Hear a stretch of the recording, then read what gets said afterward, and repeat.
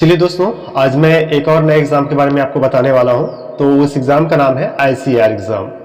दोस्तों, यदि आप एग्रीकल्चर फील्ड में अपना करियर बनाना चाहते हैं तो ICAR एग्ज़ाम एक बढ़िया विकल्प है।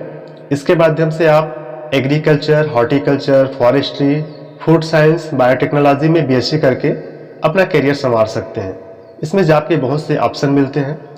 दोस्तों, इस वीडियो में मैं आपको ICAR एग्ज़ाम के बारे में पूरी जानकारी दूंगा कि ICAR क्या होता है, इसके लिए क्या योग्यता होनी चाहिए, एग्ज़ाम पैटर्न क्या होता है, काउंसलिंग प्रक्रिया किस प्रकार से होती है, काउंसलिंग के लिए कौन कौन से आवश्यक दस्तावेज चाहिए होते हैं, एग्ज़ाम की तैयारी कैसे करनी चाहिए और एग्रीकल्चर में UG कोर्स करने के बाद आपको कौन कौन से जॉब मिलते हैं, PG कोर्स करने के बाद आपको कौन कौन से जॉब मिल सकते हैं, ये सारा इन्फॉर्मेशन मैं देने वाला हूँ।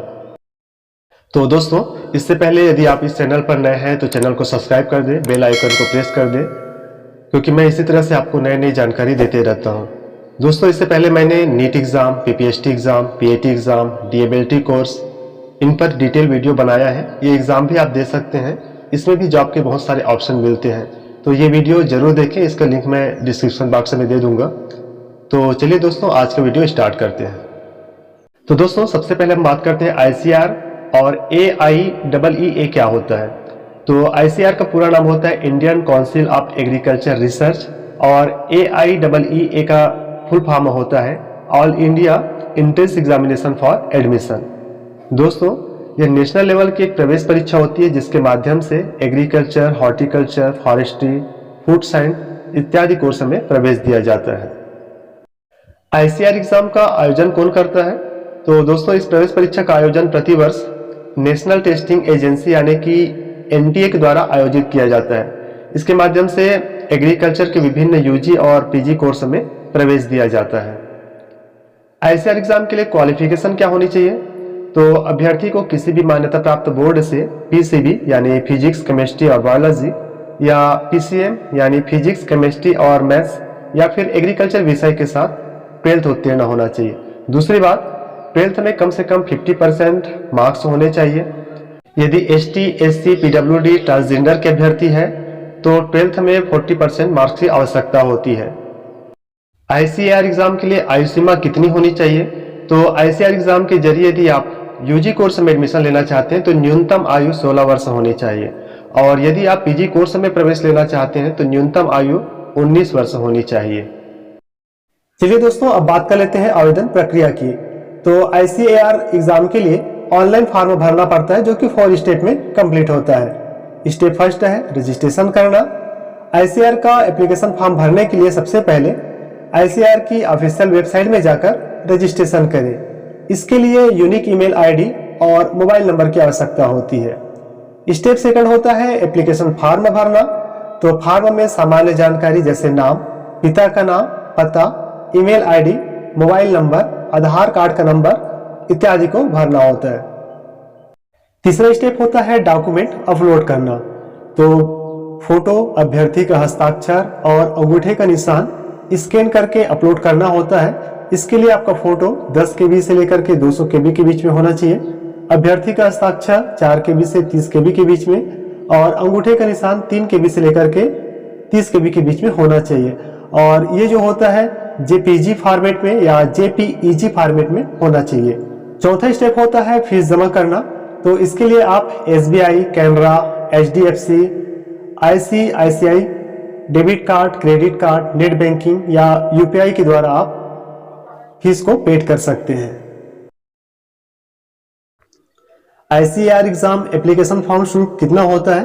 तो जनरल के लिए होता है 770 रुपए, OBC, non creamy layer, UPS या EBS है तो उनके लिए 750 रुपए, SC, ST, PWD या ट्रांसजेंडर है तो इनके लिए 375 रुपए की फीस है। चलिए अब बात करते हैं एग्जाम पैटर्न की।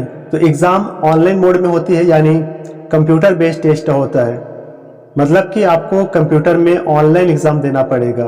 और इस एग्जाम में UG कोर्स के लिए प्रश्नों की कुल संख्या 150 होती है, जिसमें से भौतिक के 50 प्रश्न 200 अंक के, रसायन के 50 प्रश्न 200 अंक के और जीव विज्ञान या गणित के 50 प्रश्न ये भी 200 अंक के होते हैं।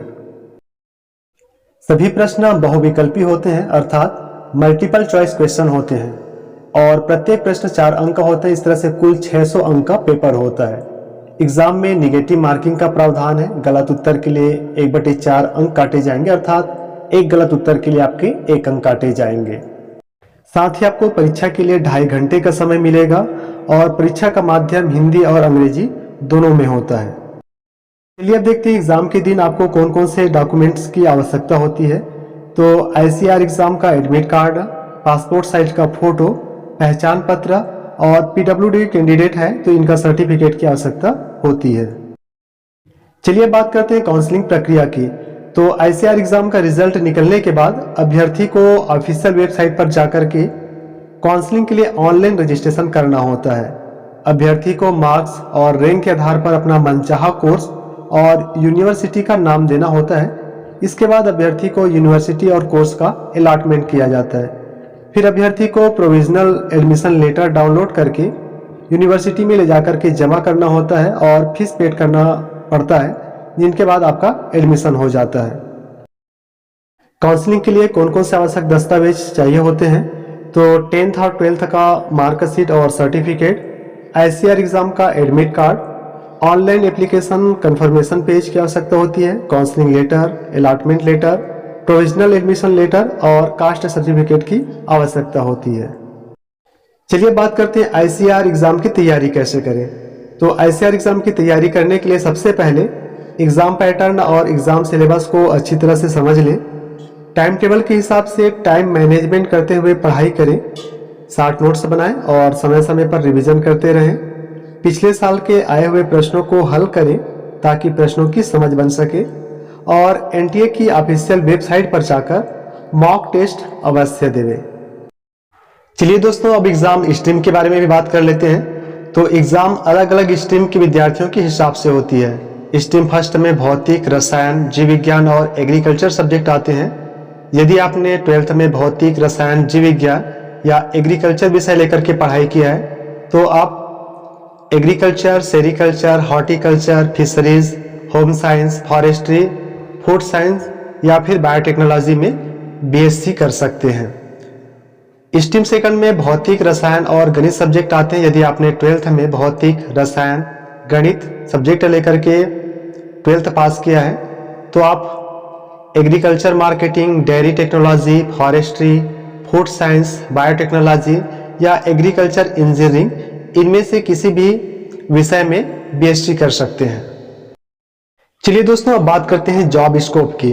तो UG कोर्स करने के बाद आपको कौन कौन से जॉब मिल सकता है। तो यदि आपने एग्रीकल्चर में BSc किया है तो आप RAEO यानी ग्रामीण कृषि विस्तार अधिकारी बन सकते हैं। यदि आपने हॉर्टिकल्चर में BSc किया है तो आप RHEO यानी ग्रामीण उद्यानिकी अधिकारी बन सकते हैं, या फिर कृषि कॉलेज में लैब टेक्नीशियन बन सकते हैं, लैब अटेंडेंट बन सकते हैं, एग्रीकल्चर कंसल्टेंट के रूप में कार्य कर सकते हैं, या फिर स्वयं का कृषि केंद्र खोल सकते हैं। इसके लिए आपको लाइसेंस मिल जाता है। PG कोर्स करने के बाद आपको कौन कौन सा जॉब मिल सकता है, तो UGC नेट और सेट का एग्जाम देकर आप एग्रीकल्चर कॉलेज में असिस्टेंट प्रोफेसर बन सकते हैं। KVK यानी कृषि विज्ञान केंद्र में फार्म मैनेजर का पोस्ट मिल सकता है। KVK में SMS यानी सब्जेक्ट मैटर स्पेशलिस्ट और एग्रोमेट का पोस्ट मिल सकता है। PhD करने के बाद कृषि कॉलेज में प्रोफेसर और कॉलेज का डीन भी बन सकते हैं। इसके अतिरिक्त कृषि वैज्ञानिक बन सकते हैं, एग्रीकल्चर इंजीनियर बन सकते हैं, इंडियन फॉरेस्ट सर्विस में भी पोस्ट मिल सकता है, या फिर फूड मैन्युफैक्चरिंग कंपनीज में भी काम कर सकते हैं। तो इस तरह से एग्रीकल्चर फील्ड में बहुत सारे स्कोप हैं।